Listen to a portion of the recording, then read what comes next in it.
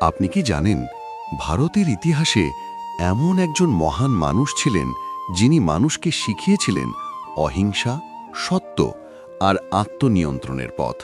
তিনি হলেন মহাবীর, আর তার জন্মদিনই উদযাপিত হয় মহাবীর জয়ন্তী হিসেবে। মহাবীরের জন্ম হয়েছিল খ্রিস্টপূর্ব 599 সালে বর্তমান ভারতের বিহার অঞ্চলে। তিনি ছিলেন একজন রাজ পরিবারের সন্তান, কিন্তু খুব অল্প বয়সেই তিনি বুঝতে পারলেন জীবনের আসল সুখ শুধু ধন সম্পদ বা ক্ষমতার মধ্যে নেই। তাই তিনি সব বিলাসিতা ছেড়ে দিয়ে বেছে নিলেন ধ্যান ও ত্যাগের পথ।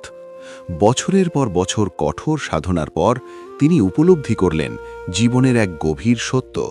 তিনি বলেছিলেন, পৃথিবীর প্রতিটি প্রাণ সমান মূল্যবান, তাই কাউকে আঘাত করা নয়, বরং সকল জীবের প্রতি ভালোবাসা ও সহানুভূতি দেখানোই মানুষের আসল ধর্ম। এই কারণেই মহাবীরের সবচেয়ে বড় শিক্ষা হল অহিংসা। আজকের পৃথিবীতে যেখানে প্রায়ই রাগ, হিংসা আর বিভেদ দেখা যায়, সেখানে মহাবীরের এই শিক্ষা আমাদের মনে করিয়ে দেয় সত্যিকারের শক্তি হিংসায় নয়, শান্তি আর সহমর্মিতায়। তাই মহাবীর জয়ন্তী শুধু একটা ধর্মীয় উৎসব নয়, এটা একটা স্মরণ যে মানুষ চাইলে ভালোবাসা আর অহিংসার মাধ্যমেই পৃথিবীকে একটু ভালো করতে পারে। এমনই ইতিহাস ও জীবনের গভীর শিক্ষা জানতে মুকুট উইজডম সার্কেল চ্যানেলটিকে অবশ্যই সাবস্ক্রাইব করুন।